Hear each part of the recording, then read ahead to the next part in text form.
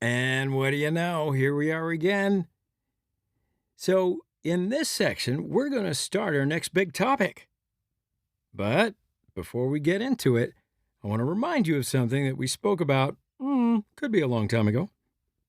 So, when we started this course, we discussed what a component was, and I had said something like a component can be a functional component or a class based component, and that we use these to produce some content to show the user. And we also handle feedback from the user. You remember? All right. We've only spoken about what a functional component is up until now, and we've only just seen how to produce some JSX to show the user, but not handle any feedback or updates. So, what do you say? In this section, we're going to start to discuss class based components and how we can use them to somehow manage feedback from the user or from other systems inside of our program. And then have it update how our components are rendering content on the screen based on some of that new information, or all of it for that matter. Okay? So I want to first give you a quick overview on the differences between functional components and class based components. One of the more challenging things to do when you are a beginner in the world of React is to decide whether to use a class-based component or a functional component. So I want to try to teach you some of the quick and easy rules that you can use in order to discern your component usage. So we can say that we want to use functional components anytime that we are trying to show simple content to the user without a lot of logic behind it. Now, everything that we've done so far, like I said, are pretty much all examples of simple components that we just create some amount of JSX and return it. So if your goal in creating a component is just having some simple content show up, then you're not going to go much further. You're going to pretty much stick with a functional component, right?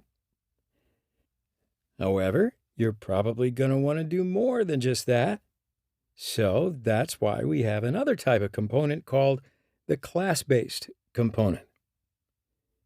So if you plan on getting wild with your creations, you're not going to do just simple content. You're going to use a class-based component.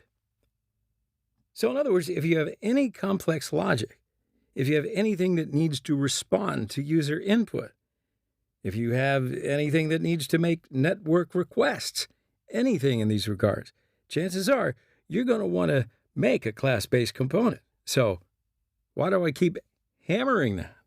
Why don't I just show you how to do it? I know you're asking, what's the difference between the two? Why do we have to choose one or the other? So I want to highlight some of the pros and cons of, well, both approaches. In that way, you will be able to make a fast and equitable choice. In my opinion, one of the biggest reasons to use the class-based components is that we get an easier time to organize our code. That's in general. It's not always, but it's usually organizing our code is a little more straightforward. Now, personally, when I look at a functional component, if there ends up being a decent amount of helper functions, you know a helper function right here, and maybe we've got another one underneath of it with the same amount of code inside of there, and then it can be, well, let's just call it rather challenging to merely take a glance and figure out what's going on inside of here. However, with a class-based component, it's a little bit easier to read as an engineer. But that one is totally subjective. So, don't want to, persuade you one way or the other. Don't want to waste any more time talking about it. But I do want to include some of the other benefits of class-based components, and that is that they can use the state system in React, which is something that we haven't learned yet, but we'll get to it. So right now, we can just barely understand that the state system is something that we can use to make it easier to handle user input and then update our application. Now, another benefit is understanding life cycle events.